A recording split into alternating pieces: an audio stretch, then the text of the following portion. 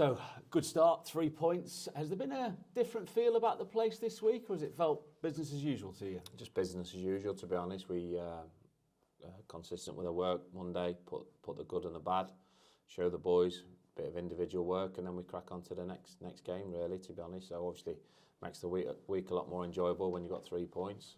But then soon after we've done our Monday post-match, we're done.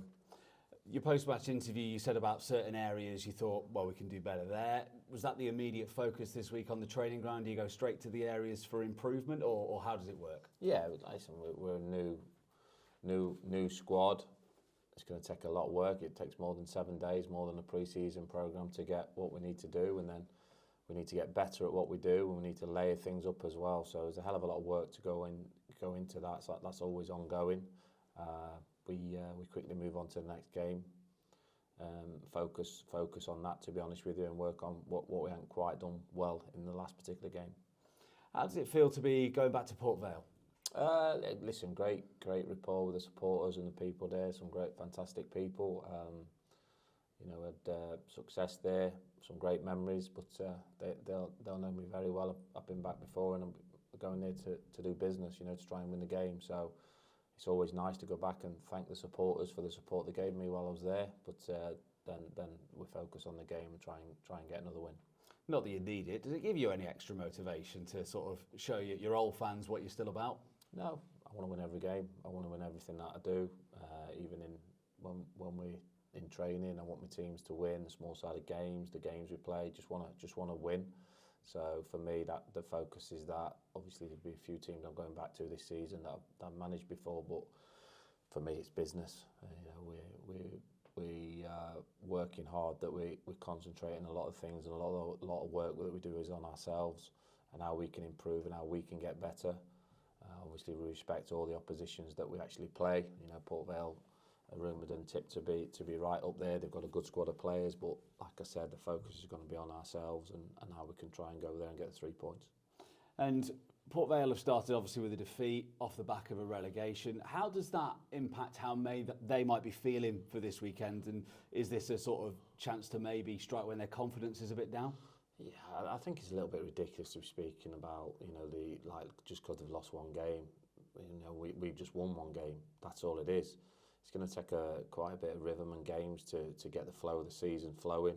The early games can seem a lot of the time at 100 mile per hour.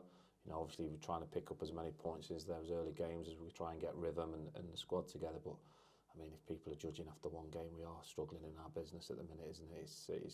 And that's whether you've won or lost, by the way. And I think you've just got to focus on keeping improving your group.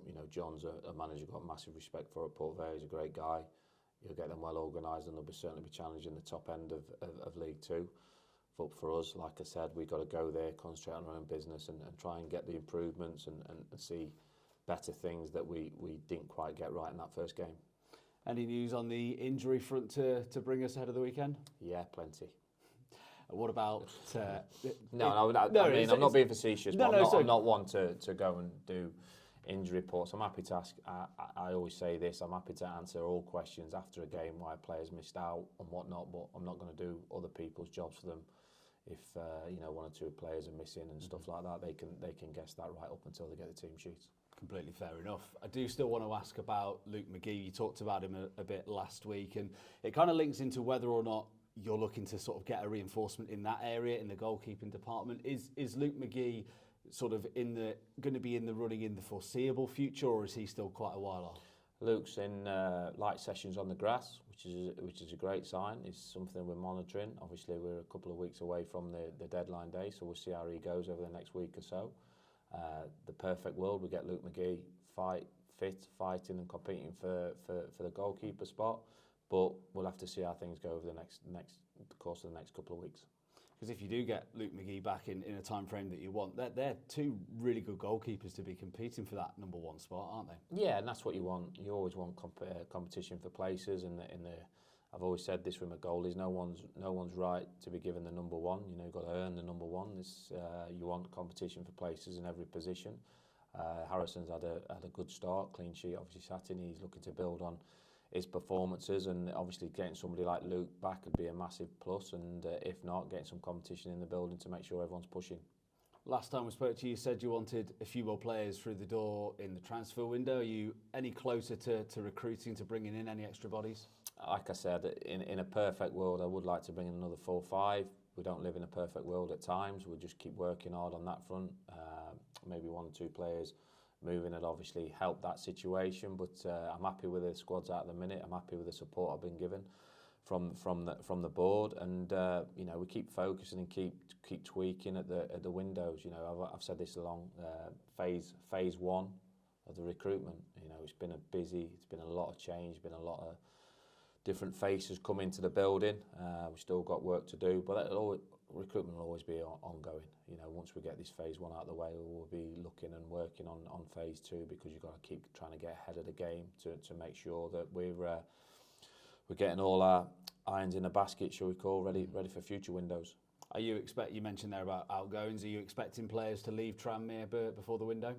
Yeah, possibly 1 or 2. Possibly 1 or 2. I think, you know, like I said before, I've informed players that, you know, if there is another club available, it might be the right move for them. But no one's been training on their own. No one's been coach-old at this club. I've got good professionals. They're all working hard to try and get into my team, into my squad. The attitude, the application for those players that I have mentioned are just knuckling down and working hard. And sometimes the door is shut at the minute, but sometimes it come open again if they don't move on. And that's the way I like to work. They've been very professional, and we focus on it. Is the loan market something you're considering? We've got 3 loan spaces available with a couple of loans in, so we're not in a bad place with that. I think you get better loans at the end of the window. You know, I'm in a happy situation that we've only used a couple of loan spots at the minute, and we've still got another 3 available if we need it. Ideally, I don't want to be rolling more than 5 loans, if I'm honest with you, because you can only have 5 on your team sheet. So we've got 1 or 2 irons that potentially move that we've been patient on, and we'll see how that goes. All the best for the weekend. Thank you very much.